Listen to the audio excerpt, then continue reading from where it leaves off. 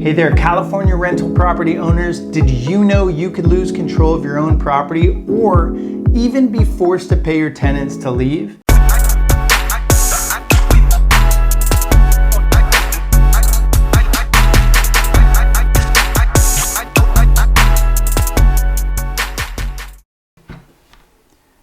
Will California rental owners lose control of their own property or be forced to pay tenants?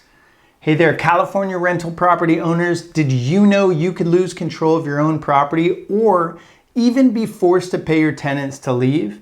Sounds crazy, right? But it's all thanks to the California TPA, the Tenant Protection Act, also known as AB 1482. If you don't understand it, you could end up stuck with problem tenants, paying relocation fees, or even losing the ability to make decisions about your own property. So today, I'm going to break down what the TPA really means for you as a landlord in plain English and show you how to protect yourself, your investment, and your peace of mind. Stay to the end to find out how you can get a free copy of our TPA guide and TPA exempt form. In this video, I'm going to be telling you what is the TPA, the Tenant Protection Act, as well as key provisions of the TPA, including the rent cap breakdown, just cause eviction breakdown, who's exempt from the TPA, and what you need to solidify your exemption if that's you. I'm Tyler Brown, founder and CEO of T3 Management and broker of Trinity Homes. Over the last 20 plus years, I've helped hundreds, if not thousands of people buy, sell, and manage homes, investment properties, and tenants. Since the TPA was enacted in 2019, we have helped so many rental property owners stay compliant with the TPA. Unfortunately, I've had so many calls and meetings with clients and associates that are just having some major issues because they lack one simple form or were unaware of the regulations required by the Tenant Protection Act. While it's often too late once there is a problem, I'm hoping I can save you some heartache and empower you with the knowledge and tools you'll need to make sure you're compliant and prepared. Please also keep in mind I'm not an attorney, thank God, and it's simply my opinion based on my experience. I'm going to include links below in the description so you can do your own research and or seek counsel from an attorney or work with a property management company. First up, what is the TPA, the Tenant Protection Act? It's also known as AB 1482. Again, it's a law passed in 2019 that does two big things. One, it limits how much you can raise rent. That's called the rent cap. And two, it limits the reasons you can evict a tenant, called just cause eviction. Here's the kicker. Most rental owners I talk to and some property managers still don't fully understand this law, but knowing it could save you thousands or, more importantly, control of your own property. Let's talk rent caps. If you are not exempt from the TPA, you can only raise rent by 5% plus the local CPI, the Consumer Price Index, and never more than 10% in 1 year. Currently, the year-over-year CPI for San Diego is 3.6%. So 5% plus 3.6% equals a max rent cap of 8.6%. That's the max you could increase the rent by 8.6% in a year if you're not exempt and you're in San Diego.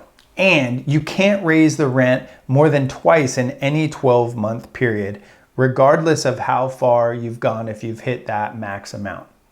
Now, on to the part that trips up most landlords, just cause eviction. You can't just give a 30-day notice and be done. There are two types of just cause evictions. One, at-fault reasons.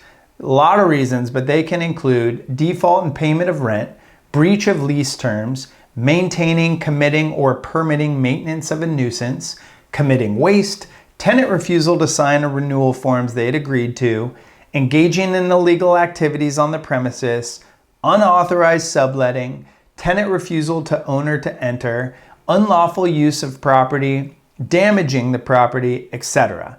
These are just some of the example. There's a lot more details on our TPA exempt form, so make sure to get your hands on that. For these, the just cause reasons, you've got to give them notice. And if the issue is curable, you've got to give the tenant a chance to cure the problem prior to eviction.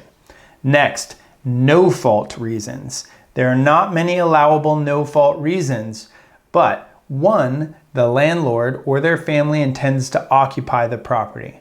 2, the landlord decides to remove the property from the rental market altogether. 3, the property is uninhabitable. And 4, the property will undergo major renovations that cannot be done with tenants in place. Here's the big one. If you evict a no-fault reason, a tenant for a no-fault reason, you must pay that tenant 1 month's rent and relocation assistance or waive their last month's rent. If they are not at fault and your no-fault reason doesn't qualify, you may not be able to require a tenant to leave, and you may not be able to regain possession of your property until they are good, well, and ready.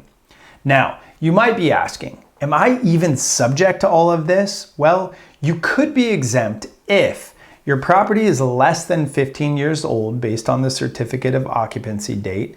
This includes all property types and all owners. And or if your property is a single family, townhome, condo, or a duplex that's owner occupied, and you don't hold title in a real estate investment trust, a REIT, unlikely, a corporation, or an LLC in which at least one member is a corporation.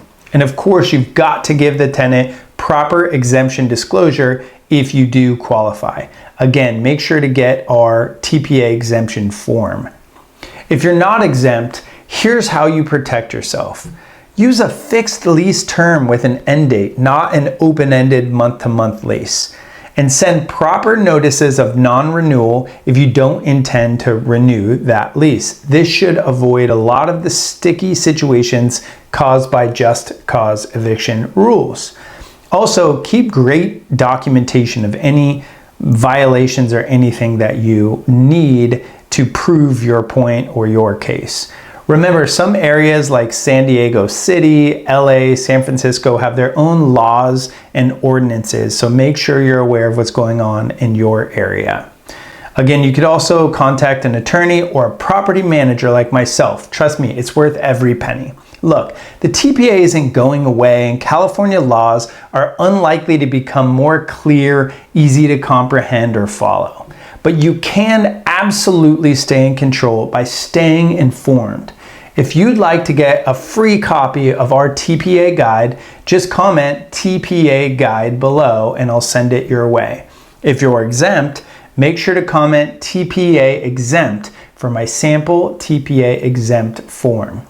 If you found this helpful, give it a thumbs up, subscribe, hit the bell notification so that you can get more free educational landlord tips.